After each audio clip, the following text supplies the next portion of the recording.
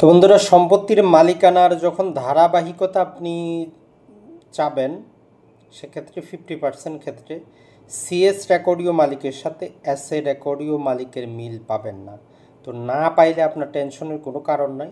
যদি SA record থেকে ধারাবাহিক মালিকানা ঠিক থাকে, সম্পত্তি দখলে থাকে, আদালতে কোনো মামলা না থাকে, আপনি ওই সম্পত্তি নিতে পারেন।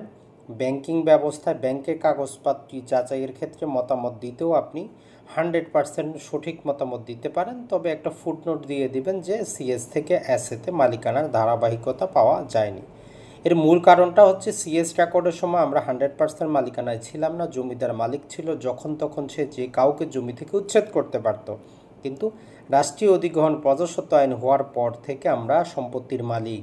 তো এই জন্য 1956 থেকে 63তে যে এসএ রেকর্ড, সেখান থেকে ধারাবাহিকতা থাকলে, আদালতে মামলা না থাকলে